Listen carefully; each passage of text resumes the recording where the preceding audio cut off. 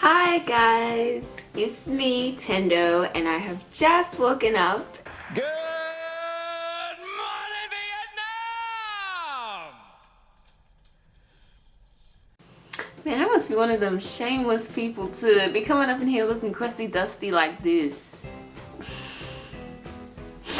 I could have at least put on some like poop ointment, some Vaseline, anything. Oish. My future husband, welcome. It's me. It's me, Mario! Wait a second, I need to just save this. 2 seconds, 2 seconds.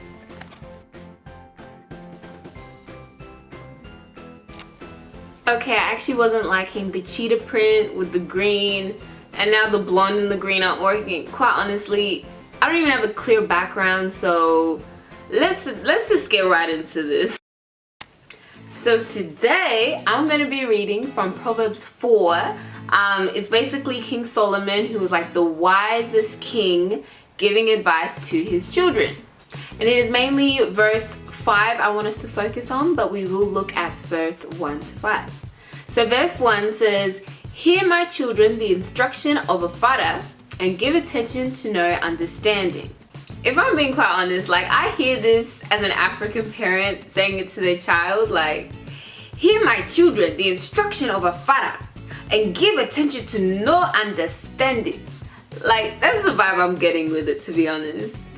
In verse 2 he says, "For I give you good doctrine, do not forsake my law." And I think a lot of the time I have received advice and I was so not for it, like against it. No thank you. Like, has your parent or somebody who has just experienced life longer than you or been in that situation just giving you advice and you're like,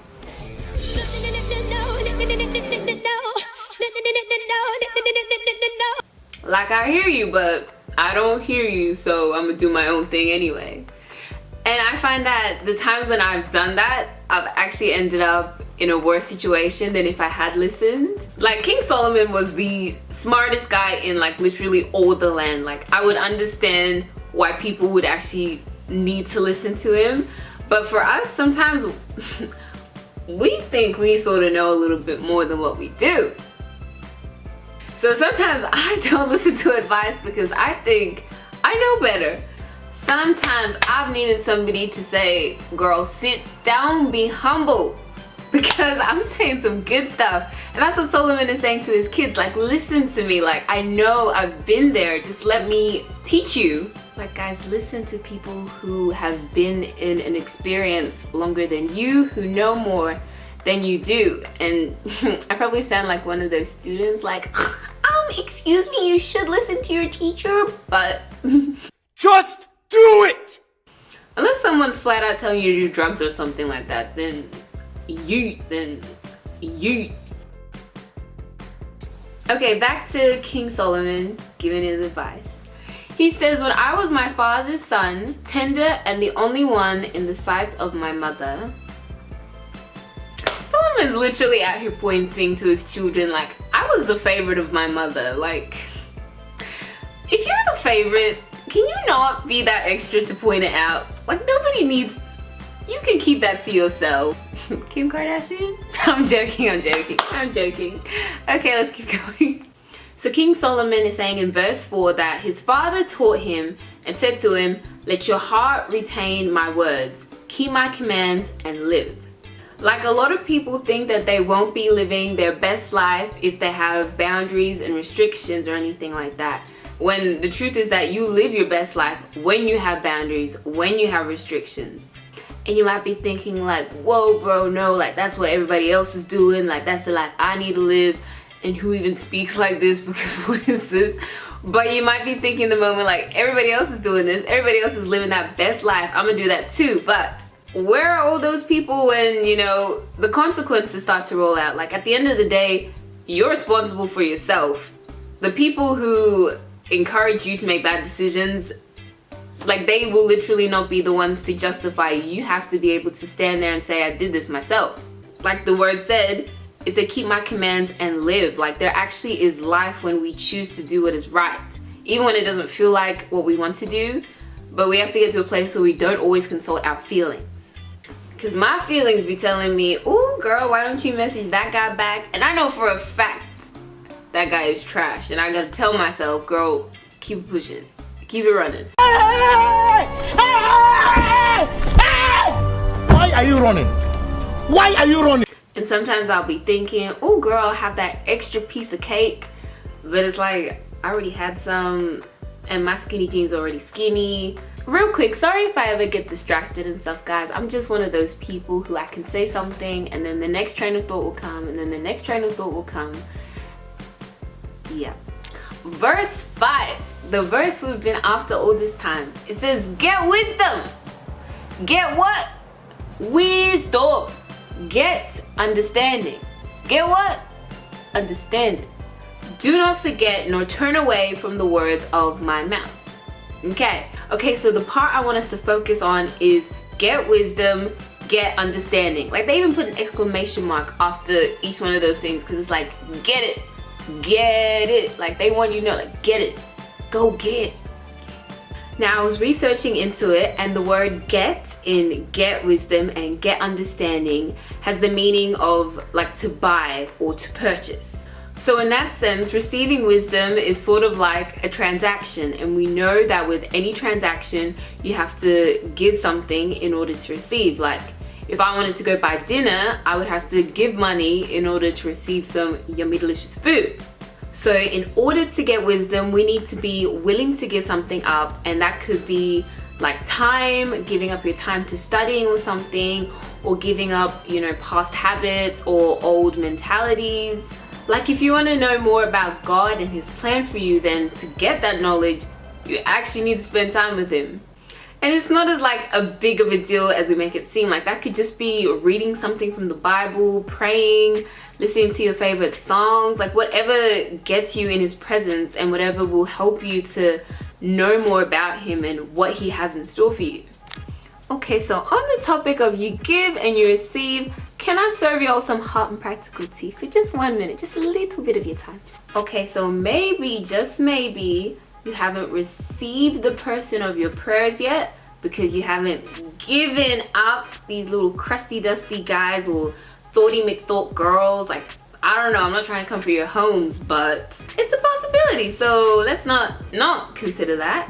And guys, this is never from a place of me being self-righteous, giving y'all advice or anything. Like God was working in my life on this just this week. Like I had to actually cut somebody off this week because they weren't helping me.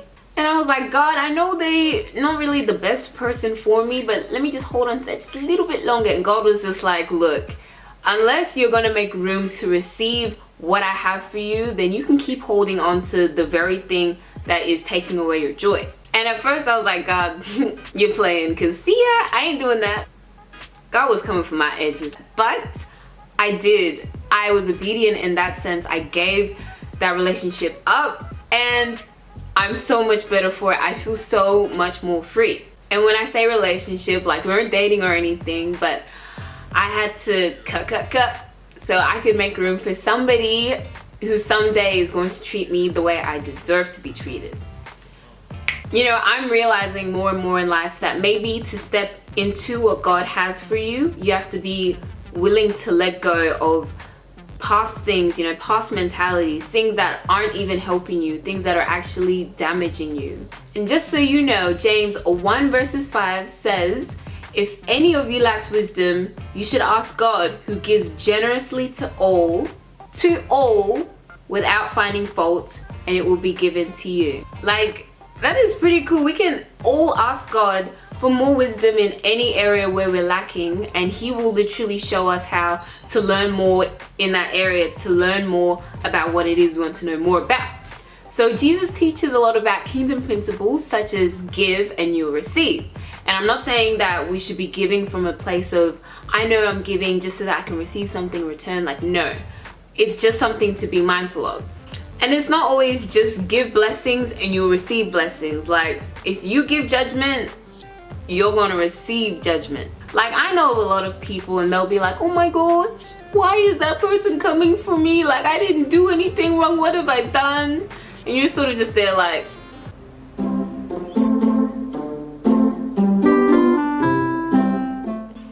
maybe it's a good wake-up call to check yourself and realize that, okay, maybe I've been judgmental in my life. It's just that coming back to me. Now, that is not at all to explain why certain things may happen to you, but it's a possibility. Don't sleep on it. It's a possibility. So if you give love, you will receive love. You know, if you invest time into somebody, somebody is going to invest time into you. And it might not always be that same person who, you know, gives love back to you, who invests that time back into you, but somebody, somewhere along the line, is bound to. Because as Pastor Beyonce put it, what goes around comes back around. My baby. What goes around comes back around. Hey, my baby. What goes around. So if you receive by firstly giving, then that even applies for blessings. And sometimes in order to receive what God has for you, you need to be willing to let go of some things. For example, we might not be at the point where we're ready to receive a new job or promotion or more ching-a-ling-lings until we let go of the old spending habits we had. Like, we can't get those new things unless we get rid of the old things. Okay, this one's cutting a little bit close to home because I know I should be saving money. Do I always do it? No. Look at my closet and you tell me if I always save money. But then I ask questions like, God, why don't you just give me more money? You know, I could really do with a bit more money. And he's like, the issue isn't if I give you more money. The issue is that you don't know what to do with it. And unless you take care of that issue, I can't keep blessing you with more finances because you won't know what to do with it. Let go is what God is saying. Like, wisdom, it's a transaction. Like, it costs something. It's at a price. But what you get is so worth it. The good thing about God is that He is God. Like, He will never ask you to give away something unless He's able to outdo you. Like, what you're holding on to so deeply, thinking, no, I can't live without that, like, you can. Like, it might seem hard at first, but believe me when I say from practice that every blessing that God has is so much better than what you were struggling to let go of. And think about it, is it really so wise, you know, for you to be holding on to something that you shouldn't be? Or, you know, I just don't know. I don't even know what that could be for you in your life, but only you know and God knows.